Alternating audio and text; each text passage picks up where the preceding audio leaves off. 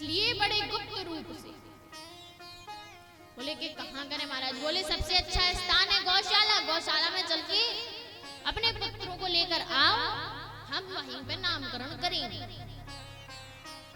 बोले कि ठीक है महाराज। यशोदा जी रुक्मणी जी रोहिणी जी से कहा कि ऐसा करो कि अपने अपने लाला को सजाओ, सजा के और तुम लोग लेके आओ गौशाला में, और बताना नहीं कि हमारे घर पे गर्गाचार्य जी आए थे नामकरण कर रहे थे, क्योंकि तुम लोगों के पेट में कोई बात तो बचती नहीं है, तुरंत जाके बता देना है तुम्हें अपनी सखियों में, ऐसा बिल्कुल नहीं करना। बोले ठीक है नहीं करेंगे, कुछ भी किसी को नहीं बताएंगे।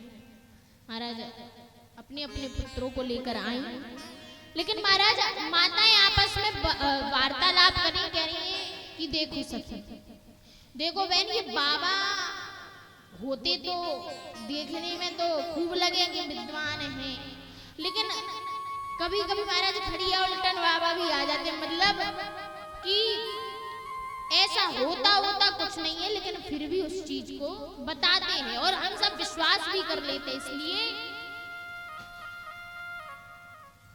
देखेंगे ये सच में सही बताता है कि नहीं। बोले कि कैसे ये परीक्षा ली जाए? बोले कि ऐसा कर रहे हैं कि हमारे पुत्र को तुम ले लो और तुम्हारे पुत्र को हम ले रहे हैं। अब देखते हैं ये बाबा सही बता पाते हैं कि नहीं, कौन किसका पुत्र है। महाराज माताओं की आपस में बातचीत तो हो गई और एक दूसरे का पुत्र लेकर पहुंच गए। जब दोनों लोग पहुंची, दोनों लोग सामने बैठे और बोले बाबा अब आप बस जल्दी बता दो कि हमारे लाला को नाम का है। गर्गाचार्य जी ने ठाकुर जी की ओर देखा और महाराज ऐसी समाधि लगी कि अपना ही नाम भूल गए कि मैं यदुवंशियों का आचार्य हूँ, मेरा नाम गर्गाचार्य है, मैं किस कार्य के लिए आया हूँ, किसने भेजा है, किसका क्या करना है, सब कुछ भूल गए। और महाराज नेत्र बंद करके सब कुछ भूल गए। अब माताएं घबरा गई कि हो कई बाबा वैसे ही बाबा वृद्ध तो है, कहीं गोविंदाय नमः कुछ होकर तो नहीं गया हो। अगर यहाँ पे हमारी के घर में कुछ हो गया तो हमारी तो सिर कलंक लग जाएगा कि बताओ इनके घर में आए,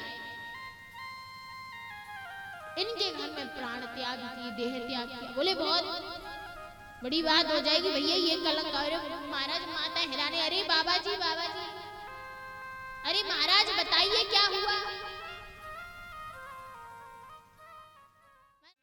तब मैया सब दोनों मैया सांस में सांस आई, बोली कि महाराज ऐसी तपस्या में ऐसी समाधि में लीन हो जाते, हमारी तो सांस ही रुक गई थी। हमें तो लगा कि आप चले गए, हमारे मत्थे कलंक लगा के आप तो निकल लिए। महाराज बाबा कहते हैं कि अरे ना मैया, मैं तो तुम्हारे लालन को नाम सोच रहा था कि क्या नाम रखा जाए। इनका भविष्य देख रहा था, इनका भूत देख रहा था, इनका वर्तमान देख रहा था। मैया बोली तो ठीक है बाबा, अब बताओ। अब महाराज जैसे तैसे गर्गाचार्य जी ने पुनः अपने आप को संभाल कर दोनों बालकों को निहारने लगे और देखते ही मन मुस्कुराए कि ये अदला बदली कैसी दिख रही है, कहीं हमारी परीक्षा तो नहीं ले रही हैं ये दोनों मैया। तो तुरंत यशोदा मैया से बाबा बोले, क्या बोलते हैं, अयम हीरो हणि पुत्रो रमयन् सुहृदो गुणैः आख्यास्यते रामिति बलाधिक्याद् बलं विदुः। अरे मैया गोदी में जो लाला है, जो निश्चित रूप से रोहिणी को लाला है। यशोदा मैया से बाबा कहते हैं कि अरे मैया, जो तेरी गोद में लाला है, ये निश्चित रूप से रोहिणी का लाला है। जो इतना सुना, मैया मुस्कुरा के रोहिणी की तरफ देखने लगी, बहन पक्को पंडित निकलो महाराज, ऐसो वैसो ना है, देख ले, एक दृष्टि में ही बता दियो कि ये तेरो लाला है। और मैया आजकर बोली, हाँ बाबा आपने बिल्कुल ठीक कही, जो है तो रोहिणी को ही लाला, लेकिन हम दोनों एक दूसरे में भेदभाव ना रखे। रोहिणी को लाला मतलब मेरो लाला, मेरो लाला मतलब रोहिणी को लाला, हम एक दोनों को समान ही मानते, कोई भेदभाव ना रखा, इसलिए हमने एक दूसरे के लाला को ले लिया। हमारा जो मैया ने बात को पलट दिया, आई तो परीक्षा के ही भाव से बोले कि बाबा बोले कि देखो मैया, ये जो बालक है ये आगे चल के बहुत बलशाली बनेगा, ये छोरा आगे चल के बहुत बलवान निकलेगा, और या को नाम हम आज से बलराम रख रहे हैं, और कछु याते शंकरषण भी कहो करेंगे। मैया बोली अच्छा महाराज, अब जल्दी से या छोरा को भी नाम बताए दो। बाबा बोले मैया बस या को नाम ना पूछो। मैया बोली क्यों बाबा, क्यों ना पूछे? बोले कि विष्णु सहस्त्र नाम, गोपाल सहस्त्र नाम, अरे इसी के नामों से भरे पड़े हैं। तुम कह रही हो नाम बताओ, हम कहां से कौन सा नाम बता दें, हमारे पास तो इतने नाम है, नामों से भरे पड़े हैं। महाराज ठाकुर जी ने तुरंत आग लगा दी कि क्या कर रहे हो महाराज, अगर ऐसे ही पूरी कुंडली निकाल दोगे तो मैया को तो पूरा महाराज अगला पिछला सब कुछ पता चल जाएगा। बाबा समझ गए कि भगवान प्रभु का आदेश है कि ज्यादा नहीं खोलना है, केवल उचित उचित बात करनी है। मैया बोली बाबा आप बता दो, हमें पूरे सहस्त्र नाम नहीं चाहिए, हमें केवल एक महाराज सीधो साधो सो प्यारो सो नाम बता दो बस। बाबा कहते हैं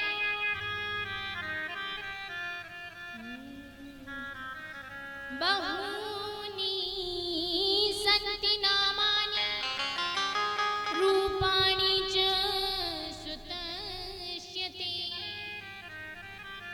गुणकर्माणि रूपाणि तान्यहं वेदनो जना।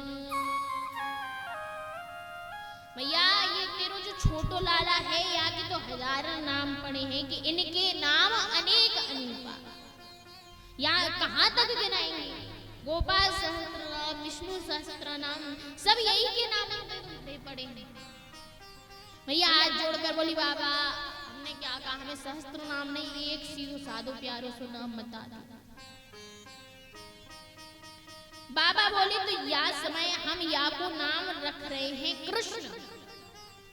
मैया बोली हे भगवान, ये कृष्ण कहबे में तुम्हारी जीवे ही ना लौटे महाराज, कैसो अटपटो सो नाम रखो, या कृष्ण को क्या मतलब होता है? तब महाराज बाबा कहते हैं कि जो सबको अपनी ओर आकर्षित करे, आकर्षति इति कृष्ण, जो सबको अपनी ओर आकर्षित करे, जो सबका चित्त अपनी ओर हरण कर ले, उसका नाम कृष्ण। और तुम्हारे लाला को सांवलो सु विग्रह है, इतना प्यारो विग्रह है, कोई भी आगे मोहनी में फंस जाएगा। इससे आज से या कृष्ण। जब बाबा ने ये बताया, मैया लाला को लेकर अंदर आ गई, बोली कि मुझे ये सब चीजें, मुझे तो बाबा के नाम ही समझ में ना आए। बोले बलराम और कृष्ण। महाराज मैया लोगों की एक आदत होती है कि अपनी संतानों के या नाती पोतों के, पुत्रों के भले ही चाहे जितने सुंदर सुंदर नाम हो, लेकिन महाराज अलग से महाराज बिगाड़ देती है, अलग से रख लेती है। कई बार ऐसा होता है ना कि लंबा चौड़ा अगर अच्छा सा नाम है तो महाराज इसको शॉर्ट फॉर्म बना देती है, यही होता है ना। महाराज यशोदा मैया ने भी यही क्या बोले कि कृष्ण बलराम कहने में तो बहुत समय लग लग जा तो जीवे ना लौटे। आज से एक को नाम कनुआ और एक को नाम बलुआ, बस यहाँ में तुम्हारा सीधो सीधो कह देंगे, बस यहाँ में ज्यादा परेशानी ना पड़ेगी। ऐसा कहकर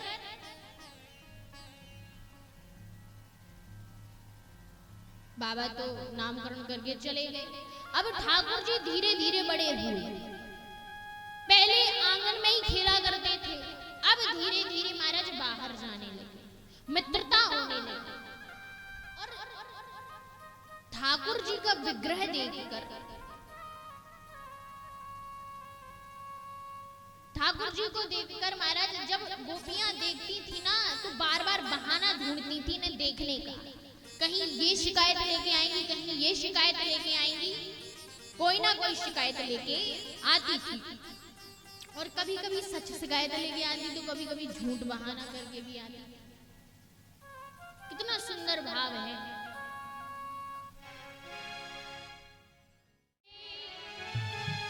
यूं न मुस्कुराइए, पर्दे में बैठे बैठे यूं न मुस्कुराइए, आ गए तेरे दीवाने जरा पर्दा हटाइए, आ गए तेरे दीवाने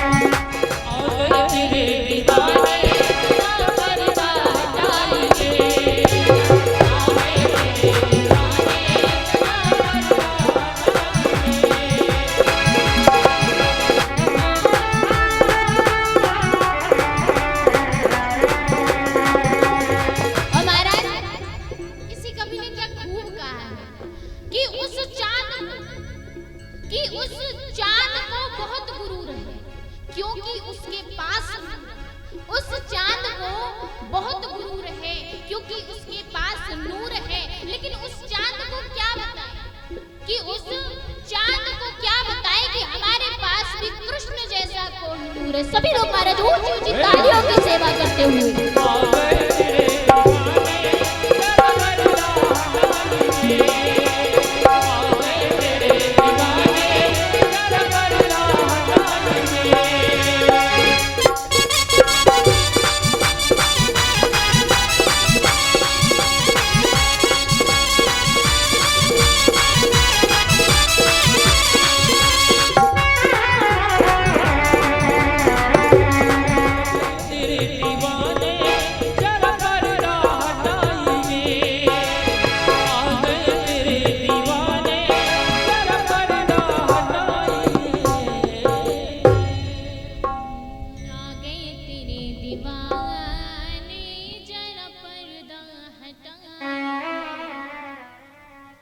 कि भगवान का विग्रह देखने के लिए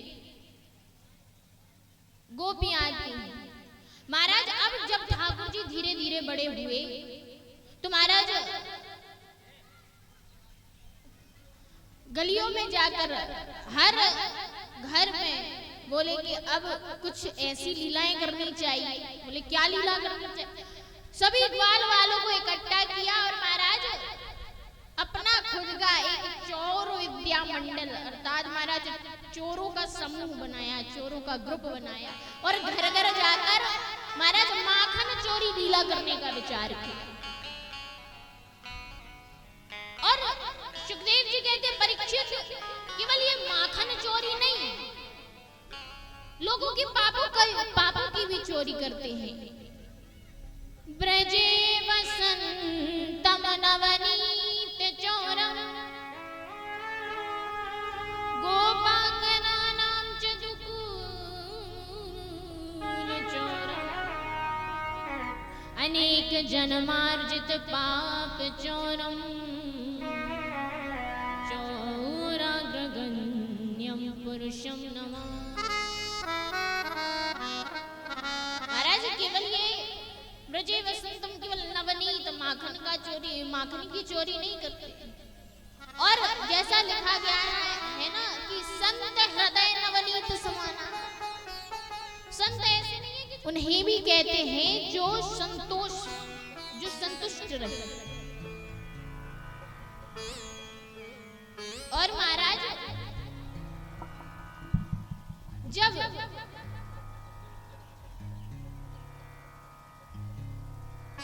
भगवान ने देखा कि गोपियां भी चाहती हैं कि हम उनके साथ लीला करें, तो ग्वाल वालों को प्रशिक्षित करने बोले कि पहले दिन जाओ